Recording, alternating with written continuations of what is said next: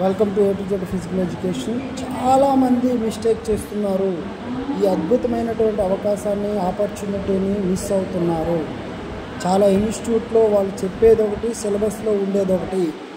మీకు ఇస్తాం అనుకుని మొదటి నుంచి చెప్పుకొచ్చినటువంటి వ్యక్తులందరూ కూడా వాళ్ళ దగ్గర లేదు కాబట్టి వాళ్ళ మాటలతో మిమ్మల్ని అక్కడ ఉంచుతున్నారు. ఇంపార్టెంట్ అని చదవద్దు, ఇంపార్టెంట్ ఓన్లీ చదవద్దు, దాని సరౌండింగ్స్లో ఉన్నటువంటి మ్యాటర్ కూడా చదవండి. ఇంపార్టెంట్ అనే ఇదేమైనా సరే 35 మార్కులకు వచ్చేటటువంటి అకాడమిక్ పరీక్ష కాదు, మీ భవిష్యత్తును నిలబెట్టించే పరీక్ష. మీరు దాంట్లో ఈ పోటీ పరీక్షలో ఎవరు ఎక్కువ మార్కులు సాధిస్తే వాళ్ళకు ఉద్యోగం వస్తుంది. 35 మార్కులు పాస్ అయితే మీకు ఉద్యోగం ఇవ్వరు. సిలబస్ని పూర్తిగా అనాలిసిస్ చేసుకోవాల్సిన బాధ్యత ఒక నిరుద్యోగ యువతది.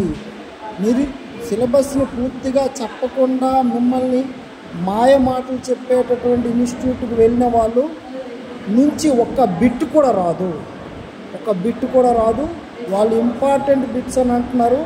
మొత్తం కలిపి మీరు తర్వాత మోసపోయిన తర్వాత మిమ్మల్ని అడగడానికి కూడా ఎవరు ఉండరు అక్కడ. మొత్తం యూట్యూబ్ కాదు కదా, ఏ హెల్ప్ లైన్ నెంబర్ కాదు కదా, ఎవరు అడగరు. ఎందుకంటే ఎవరు కూడా ఉద్యోగస్తులు కారు. అర్థమవుతుందండి? ఉద్యోగాల నుంచి విడిపోయినటువంటి వ్యక్తులు అందరూ కూడా మీరు వాళ్ళు చెప్పేటటువంటి కంటెంట్లో ఒక్క బిట్టు 10 బిట్లకి 2 బిట్లు తప్ప ఎక్కువ రావు.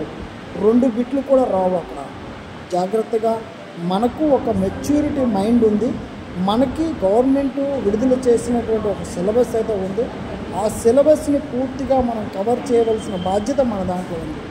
సన్నద్ధంగా మొత్తం సిలబస్ను కవర్ చేసి మీరు పోటీ పరీక్షకు వెళ్ళగలిగితే మీరు ఈ పోటీలో ఉంటారు. లేదు నేను ఒక ఇంపార్టెంటే చదువుకొని ఓన్లీ రాసుకుంటాను ఈ సమయంలో అని అంటే మీరు ఖచ్చితంగా ఈ పోటీలో నిలబడలేరు. ఇది వాస్తవం. ఇంపార్టెంట్ అన్న వ్యక్తులు మరి కనపడరు. మీకు ఇది కూడా వాస్తవం. ఇప్పటికైనా మించిపోయింది లేదు. ఎక్కడైతే ప్రింటెడ్ మెటీరియల్ ఎక్కడైతే పూర్తిగా చెప్తున్నారో వాటిని వెతుక్కోవడం ఉత్తమము. గమనించగలరు.